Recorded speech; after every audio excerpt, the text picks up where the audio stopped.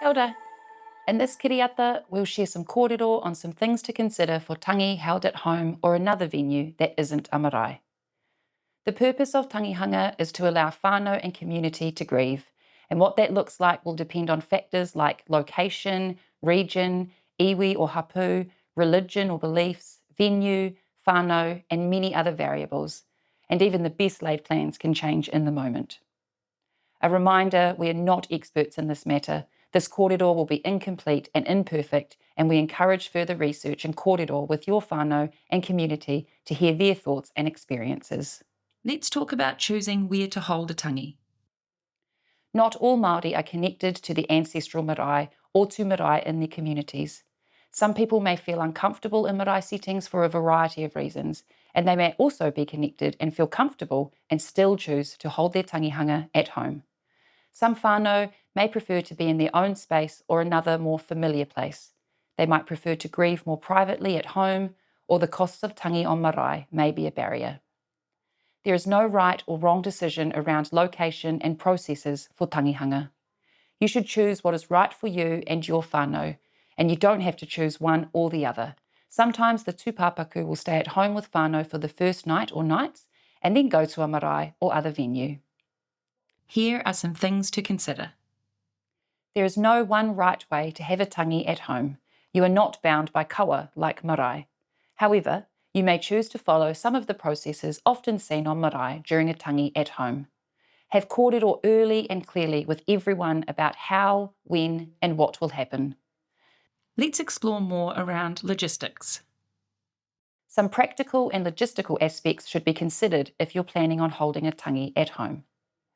Support will be needed behind the scenes, like holding tangi at a marae. Things like organising timings, supporting the kirimate, feeding people, keeping track of koha, and more.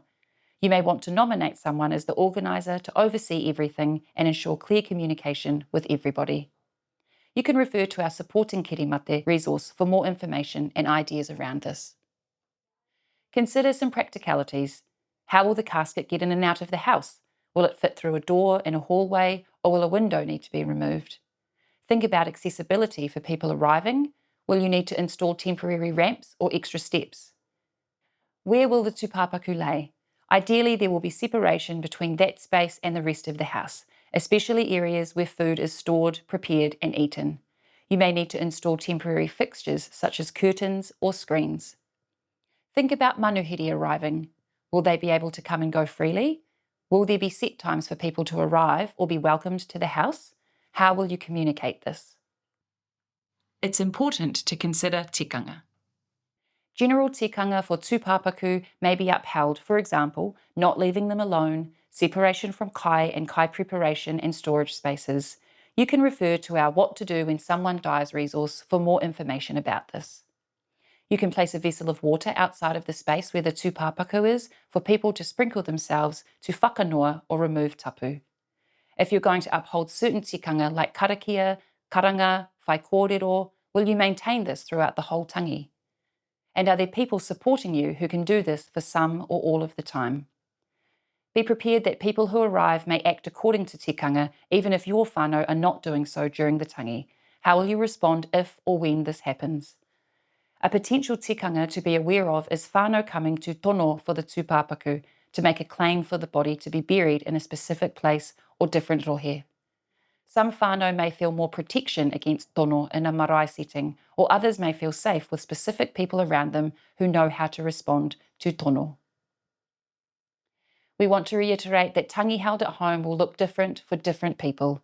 A key thing to remember is that running a tangihanga will be a lot easier with solid relationships and support. Taking time to think about and discuss different options with your whānau before you enter tangi mode will help things run smoothly. We hope that the kōrero we've shared here has helped you to understand a little more about what to take into consideration when planning for a tangi at home. We have another video about what contemporary tangihanga held on marae can look like that you may also want to watch alongside this one. If you're interested in hearing more about some behind-the-scenes things to take into consideration for tangi, check out our video and resource for supporting kirimate. We encourage you to share these videos and resources with whānau and friends to help us all normalise these important kōrero. Tēnā rā koutou I te mātakitaki mai. Disclaimer. How To Tangi resources are intended as a starting point for further research and discussion with your whānau and community about death, dying and tangihanga or funerals, not as a complete guide. The information in this resource is current as at April 2025 and accurate to the best of our knowledge. Reo Māori Mai assumes no responsibility or liability for actions taken based on any of our How To Tangi content or of any other sources linked in this content. For more information and to see other How To Tangi resources, visit www.reomāorimai.co.nz/pages/How To Tangi. We would like to thank everybody who has been involved in the creation of these resources, especially to our funders. Tēnā koutou katoa.